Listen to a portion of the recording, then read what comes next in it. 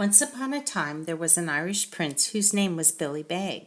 Though born the son of a king, Billy didn't live the usual life of a prince. Billy worked in the fields, herding cattle every day from sun up until sundown.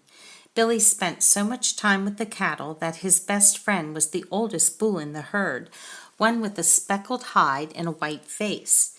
Billy was very fond of the bull, and the bull was just as fond of him. One day the old bull was sent to market in town to be sold. When Billy heard this, he was very sad. But the bull said, "Don't worry, Billy, my boy. You will be all right without me. In the grove behind the barn there are 3 gifts for you: a magic tablecloth, a stick, and a belt made from the hide of my grandfather. If you unfold the tablecloth, you will never be hungry. If you wave the stick 3 times around your head, you will have the strength of 1,000 men. And if you wrap the belt around your waist, no enemy will be able to defeat you." With that, the bull left bravely for the market. At first, BillyBeg was too upset to do anything without his friend. He cried for 3 days and 3 nights. Then Billy remembered what the bull had said. When the sun rose the next morning, he went to the grove behind the barn and pulled out the tablecloth from beneath a tree. When he unfolded it, he found it was covered with delicious food and drink. Billy ate and drank until his stomach was full. Next, he grabbed the stick and the belt the bull had left for him. Then he set off to make his way in the world.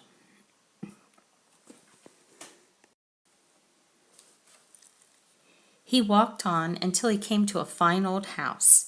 He knocked, and an old gentleman came to the door. "Excuse me," said Billy. "I was wondering if you have any work." "As a matter of fact," said the old gentleman, "I do need someone to watch over my cows, pigs, donkeys, and goats, but I am the best shepherd you will ever see," Billy interrupted. "Well," said the old gentleman, "that may be, but a giant has moved into the forest next to my pasture. The beast has scared off the last 3 boys I hired." "I'm not afraid of him," said Billy. "If you will have me, I will take the job." So the old gentleman hired Billy to watch his pigs, cows, donkeys, and goats.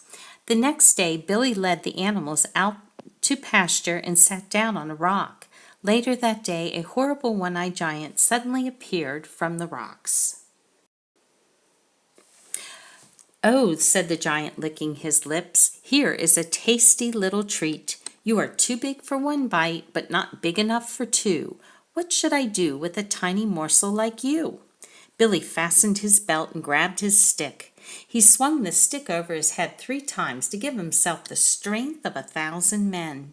It was a terrible fight, but finally Billy swung the stick and thwack sent the monstrous giant flying off the cliff and into the sea.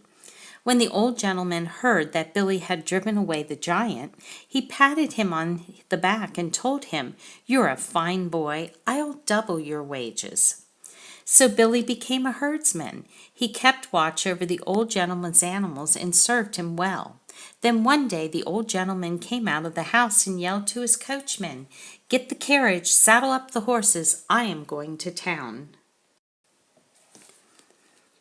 "What is the occasion?" said Billy. "Haven't you heard?" the old gentleman asked. Billy shook his head. "A terrible dragon is in the village," explained the old gentleman. "The dragon has demanded the king's own daughter, the princess, as his prisoner. Unless the king's champion fighter can defeat the dragon, the poor girl is as good as gone." "Oh," said Billy, concerned, "that poor princess." The old gentleman got into his carriage and sped off to the city. Lots of other people came on horseback, in carriages and wheelbarrows. Billy decided that he would go and fight the terrible dragon if he had to. Billy dressed himself in an old suit of armor that belonged to his master, and then buckled his special belt securely around his middle. When he was dressed, Billy slipped on his boots, grabbed his magic stick, went to the stable where he mounted the brown mare, and rode bravely into town. Thousands of people had come to see the king's champion face the dragon. Billy saw the champion in the center of the crowd, pacing up and down, back and forth, dragging his heavy sword behind him. Next he caught a glimpse of the princess, gathered with her maidens at the front of the crowd. She was certainly beautiful, but looking just a little bit nervous. Just then there was a fearsome roar.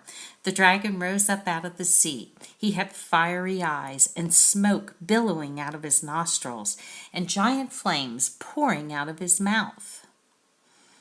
The king's champion turned white with fear. He dropped his sword and ran away. When the princess saw that the champion had fled, she began wringing her hands and crying. "Oh, please," she called out, "won't someone save me?" At first no one made a sound. Then BillyBeg stepped out of the crowd. He wore his borrowed suit of armor.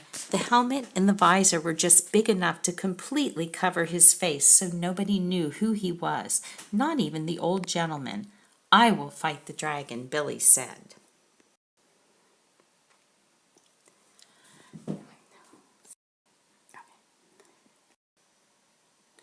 The princess and all the people stared with wide eyes. The dragon charged at Billy, shooting fire from his mouth. Billy dodged the flames. Then he swung his stick 3 times round his head. It was a terrible fight, but in the end BillyBeg defeated the dragon. There was a great shouting and applause. The princess ran up to thank the mysterious knight, but BillyBeg mounted his horse to ride away. The princess reached out to stop him, but as his horse galloped away, she could only grab hold of one of his boots, which slipped right off his foot. BillyBeg rode back to the old gentleman's farm. He took off the suit of armor, put the mare back in the stable, and tossed his other boot into the haystack in the barn. When his master came back the next day, he told Billy everything that had happened. "Isn't that amazing?" said the old gentleman. "I should say so," said Billy. The next day the king ordered his men to fight the brave knight who had saved his daughter's life. The king's men went from house to house, trying to find the man whose foot fit the boot which the princess was left holding. It took several weeks for them to make their way out to the old gentleman's farm.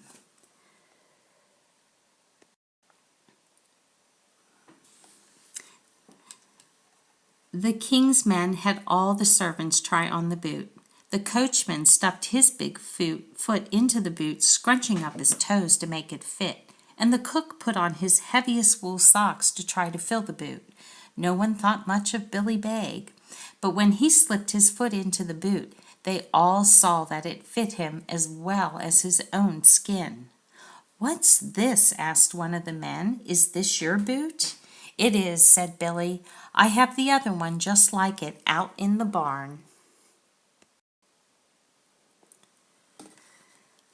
Then the men knew that Billy was the one who had slayed the dragon. They put a velvet suit on him and hung a gold chain round his neck. Then they took him to the village where he married the princess and became the prince of that place.